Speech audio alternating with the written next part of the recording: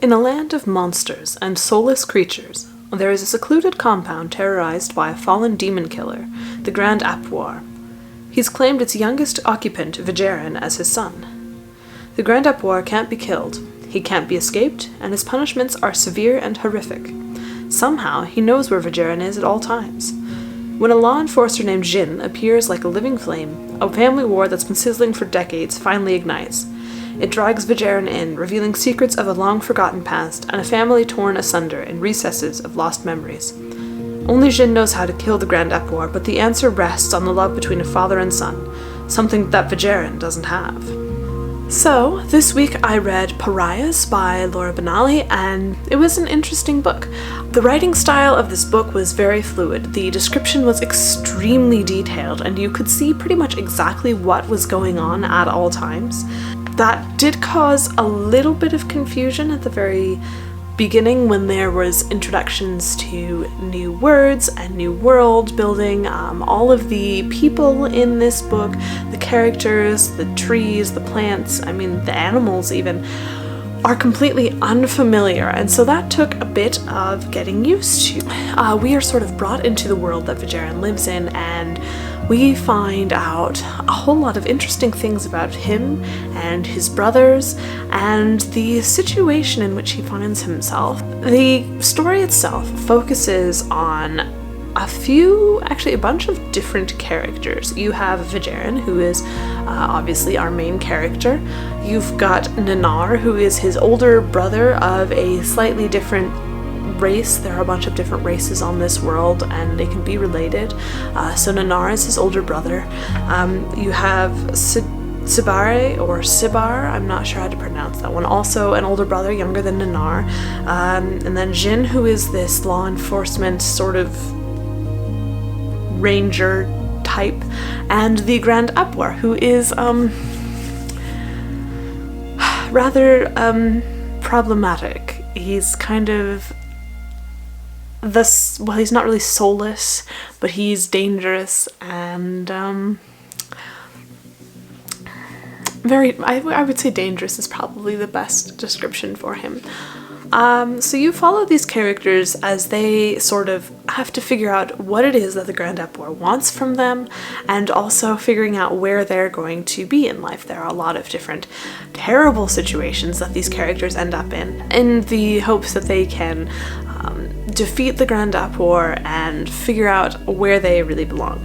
Now, I found the general story very interesting. I found the characters interesting. However, there were a few critiques I would have. The world building itself was a little bit confusing because we are starting from scratch. There is nothing familiar, nothing that the reader can really grasp onto to say, oh yes, I know what this is.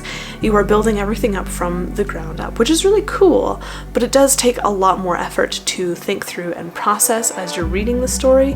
However, the detailed descriptions give you a very clear picture of what it is that the author is talking about. So the events that are happening, what is going on, all of these, frankly, rather not so good things that happen to these poor characters is very clear, it's very detailed, you can see that very clearly in the mind's eye, and so that part is really well done. However, I would say that the stakes are never high enough. These characters experience very many really awful things. They are attacked, they are beaten, they are tortured, they are, thrust into adventure that they really don't want. It's hugely dangerous. They're inexperienced at best. And yet, even if they get hurt, they're healed like a few minutes later. They're never gonna die.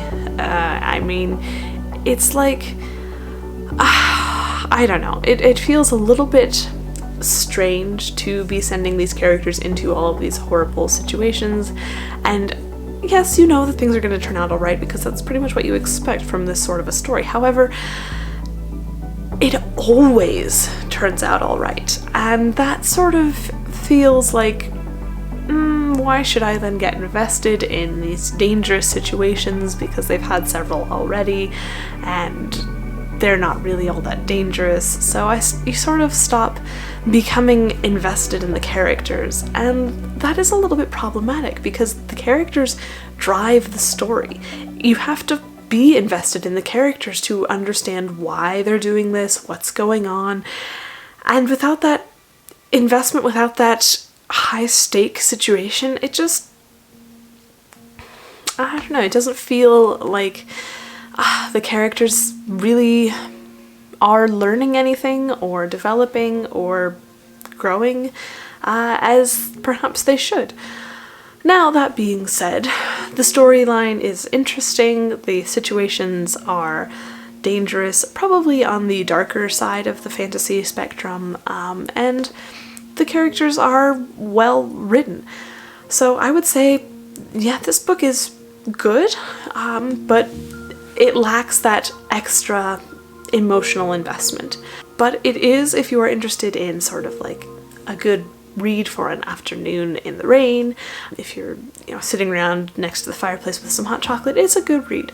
I would definitely say it's a good read. If you are interested in this book, please find all of the links in the description box below. I will leave them linked there.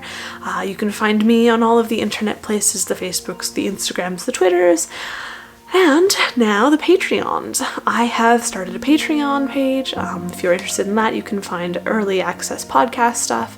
You can find exclusive stories, exclusive behind the scene information, some extra illustrations, and a Discord channel if you are interested in chatting there. That's really all I've got for you today. So go check out Pariahs by Julia Benally, and I will see you around. Have a fantastic day. Bye.